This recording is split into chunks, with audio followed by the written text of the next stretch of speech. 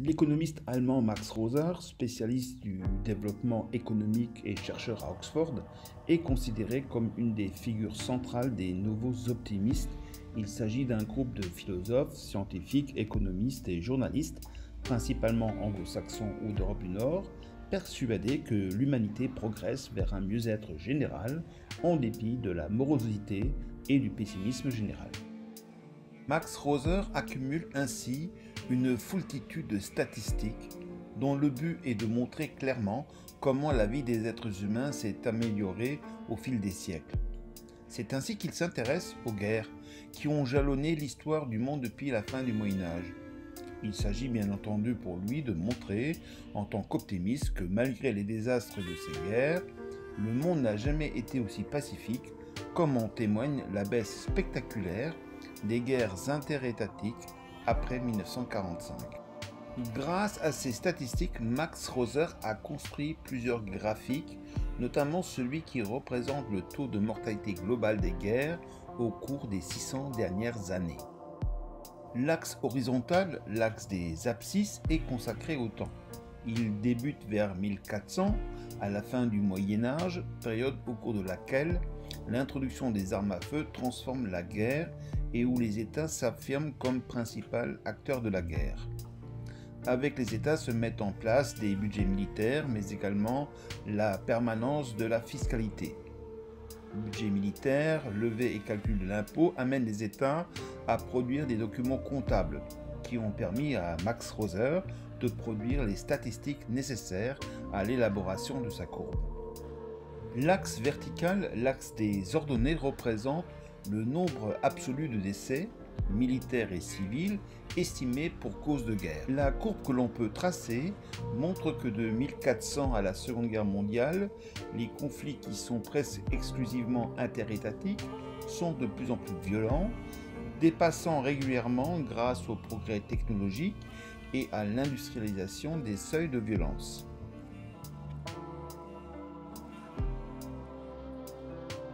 Au-dessus de la courbe sont représentés sous la forme de cercles rouges les conflits les plus importants.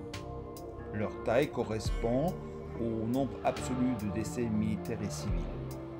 Apparaissent ainsi de manière saisissante la fin du Moyen Âge avec les guerres de 100 ans et celle des deux roses en Angleterre, la guerre de 30 ans, les guerres de succession d'Espagne puis d'Autriche, la guerre de 7 ans, les guerres de la Révolution et de l'Empire, enfin les deux guerres mondiales. Mais avant tout, ce que Max Roser veut montrer, c'est la baisse des conflits après 1945.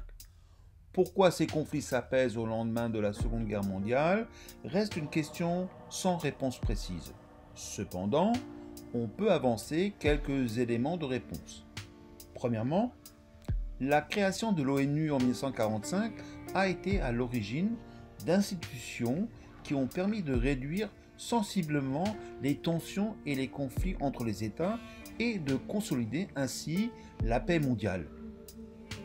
D'autre part, la bipolarisation du monde pendant la guerre froide a apporté à la planète, malgré la persistance de certains conflits régionaux, une certaine stabilité géopolitique.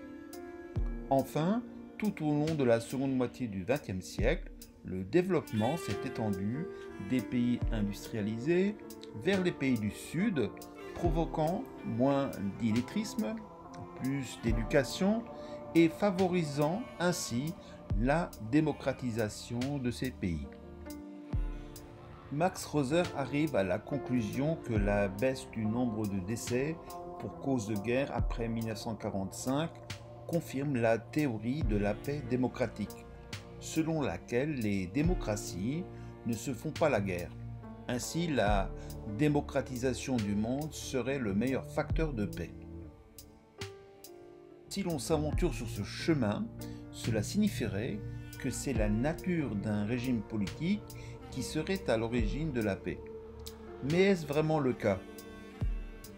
À regarder de plus près, on peut trouver d'autres processus qui expliqueraient pourquoi les démocraties ne se font pas la guerre. Tout d'abord, comme le montre la courbe, c'est bien le nombre de guerres entre États qui diminue après 1945, que ces États soient démocratiques ou non. D'autre part, les guerres se concentrent dans des régions géopolitiquement instables, sous la forme de conflits intra-étatiques où un groupe militaire, politique, conteste l'autorité, voire la souveraineté d'un État. Donc c'est plutôt la stabilité géopolitique qui garantit la paix entre différents États. Enfin, les États démocratiques ont développé des interdépendances économiques dans le cadre d'ensembles régionaux comme l'Union européenne par exemple, mais également des relations géopolitiques en intégrant les mêmes communautés de sécurité, comme l'OTAN. Toutes ces explications ne signifient pas pour autant que la guerre disparaît. C'est ce que nous montre un autre graphique réalisé par Max Roser, sur lequel est représenté le taux de mortalité pour cause de guerre depuis 1946 en distinguant les pertes humaines dues aux guerres interétatiques et celles causées par les guerres civiles.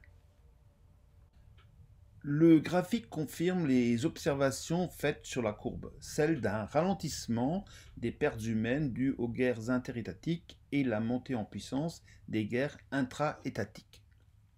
Ces conflits sont soit des guerres civiles qui se situent aux marges de la mondialisation, ou soit des guerres irrégulières menées par des groupes terroristes contre des États. Mais le graphique montre également une légère hausse des décès militaires à partir des années 2000, comme en témoignent la guerre civile en Syrie et la lutte engagée par les puissances occidentales contre l'État islamique. Ainsi est-il possible que le ralentissement ne soit que temporaire.